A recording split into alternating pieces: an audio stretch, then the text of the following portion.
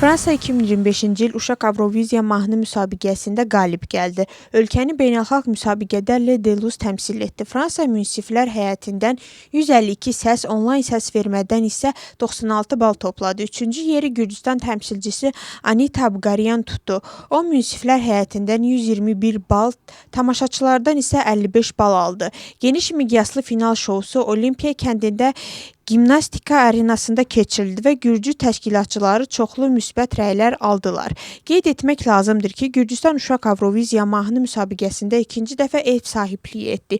2025-ci ildə təşkilatçılar Gürcüstan Mədəniyyət Nazirliyi, Starring Georgia və Gürcüstanı birinci kanalı idi.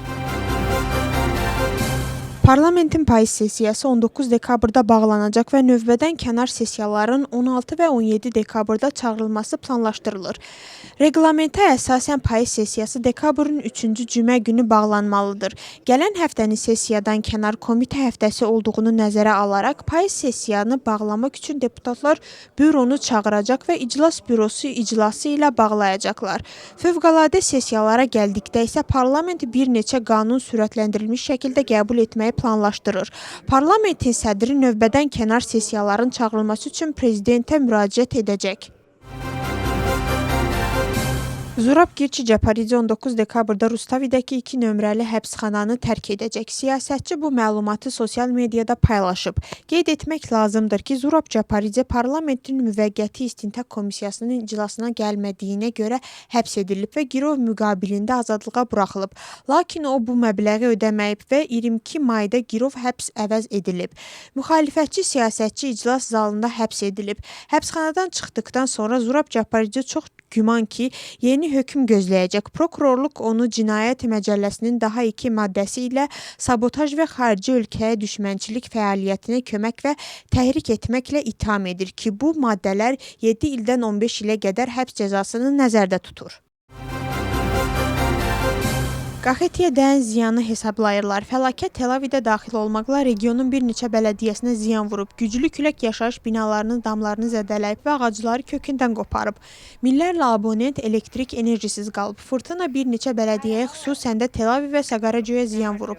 Tel-Aviv, Vardisubani, Kurdğelaur və Akurada təxminən 15 yaşayış binasının damları uçub. Külək həmçinin Tel-Avivdə çox illik ağacı da aşırıb ki, bu da 7 saylı ictimai məktəbinin binasının üzərinə düşüb. Hadisə nəticəsində heç kim xəsarət almayıb. Tel-Aviv bələdiyyəsinin meri fəlakət zonasındadır. Yerli hökumət nümayəndələrinin sözlərinə görə ilk mərhələdə zərər çəkmiş ailələrə xüsusi çadırlar veriləcək. Bundan sonra onlara hansı əlavə yardım göstəriləcəyinə qərar veriləcək. Şida Kartildə güclü küləklər problemlərə səbəb oldu. Xaşuridə yaşayış evlərinin və inzibati binaların dam örtüyü zədələnib. Ağaclar yıxılıb. Külək bir neçə kəndə elektrik xətlərinə və təbii qaz borularına zərər vurub. Səhərdən şəhərdə müvafiq bələdiyyə xidmətləri səfərbər olub. Təmizlik işləri davam etdirilir. Acaranın yüksək dağlı ərazilərinə yağan ilk qar hərəkət və elektrik təchizatı baxımından fasilələrə səbəb olub. Yüksək zonanın kəndlərində qar örtüyü yarım metrə çatır. Hazırda Xulonun bələdiyyələrindəki bütün inzibati vahidlərə giriş yolları təmizlənib. Daxili kənd yollarında da intensiv təmizləmə işləri davam edir. Acaranın yollar idarəsinin xüsusi texnikası işə cəlb olunub.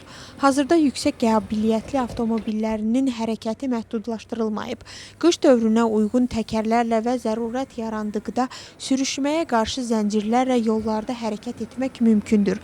Aparılan bərpa işləri nəticəsində bəzi kəndlərdə artıq elektrik enerjisi bərpa olunub. İsrail Müdafiə Qüvvələri Qəzza şəhərində avtomobillərdən birinə hücum nəticəsində Həmasın yüksək rütbəli komandiri Raed Səidin həlak olduğunu bildirib. Səid 7 oktyabr 2023-cü ildə İsrailə qarşı hücumların təşkilatçılarından biri olub. Qəzza səhiyyə rəsmiləri avtomobilə olan hücum nəticəsində 5 nəfərin öldüyünü və ən azı 25 nəfərin isə yaralandığını bildirib. Həmas Səidin ölənlər arasında olduğunu təsdiqləməyib. Onlar İsrailin atəşkəsi pozduğunu deyirlər. Reuters mənbələrə istinadən bildirib ki, Səid Həmasın ən böyük və ən yaxşı təchiz olunmuş batalyonlarından birinə rəhbərlik edirdi.